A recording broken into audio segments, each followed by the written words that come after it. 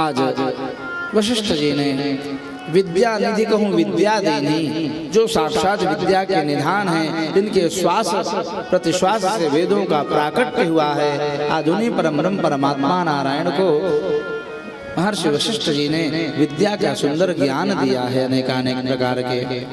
इसके अनंतर एक विचित्र घटना घटती है।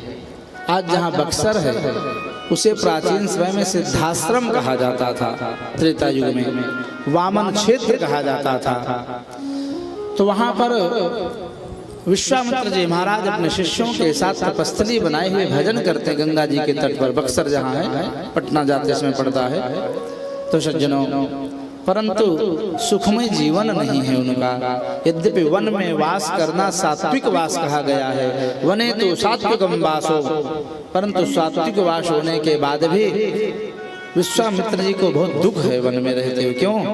क्योंकि लंकेश रावण के राक्षसों का आतंक पूरी तरह से भारतवर्ष में हावी हो चुका था। उस समय भी बड़े बड़े सुबाहु मारीच और ताड़का आदि आकर के वहां विघ्न करते रहते थे। विश्वामित्र जी मन में विचार किए हैं कि यद्यपि मैं चाहूं तो इनको अपने तपोबल से भस्म कर सकता हूं। कोई साधारण नहीं विश्वामित्र जी, गाद इतने हैं, ये परम तपस्वी हैं और इन्होंने तपस्या के प्रभाव से दूसरा स्वर्गलोक ही बनाने लगे थे, दूसरा इंद्र बनाने लगे थे। इस प्रकार से ये साधारण तो नहीं है, इनमें शक्ति अपार है, इनके पास अनेकानेक प्रकार के दिव्यास्त्र भी हैं, परंतु उनका प्रयोग करता हूं तो मेरी तपस्या नष्ट हो जाएगी। और यदि मैं इनको क्रोध से श्राप से मारूंगा तो ये तरेंगे नहीं हमारे श्राप से, ये दैत्य नरक में जाएंगे। और इनके कल्याण के लिए मेरे परमाराध्य भगवान नारायण ने श्री रामावतार ले लिया है अवधपुरी में, तो क्यों न चल करके उनका दर्शन कराऊं इसी बहाने और उनके द्वारा इनका मैं उद्धार करवाऊं। इस प्रकार से सज्जनों, विश्वामित्र जी महाराज बड़े प्रेम से भाव से सिद्धाश्रम से सीधे अवधपुरी पहुंचे हैं। वे स्वामित्र महामुनि ज्ञानी, विश्वामित्र महामुनि ज्ञानी, विश्वामित्र महामुनि ज्ञानी, विश्वामित्र महामुनि ज्ञानी, बसहि विपिन शोभयाश्रम जाने, बसहि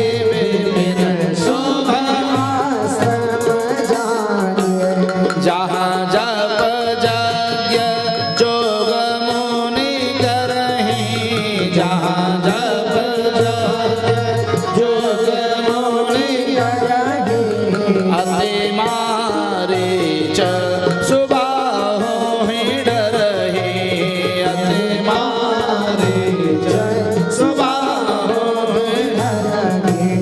तो गाधी तनय मन चिंता व्यापी, गाधी तनय मन चिंता व्यापी, हरि बिनु मरहि नदि से चर पापे, हरि बिनु मरहि नदि से चर पापे, हरि बिनु मरहि नदि से चर पापे।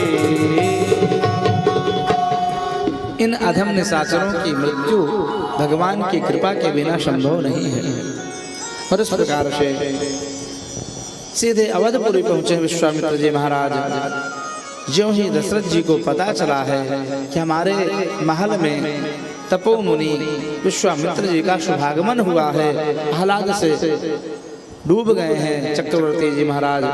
और मिलन गए विप्र समाजा, बड़े प्रेम भाव से ब्राह्मणों को लेकर के अगवानी करने के लिए चले हैं सज्जनों, और बड़े प्रेम से चरणों को पखार करके और पूजा की है, बड़े प्रेम भाव से स्वागत सत्कार किया है।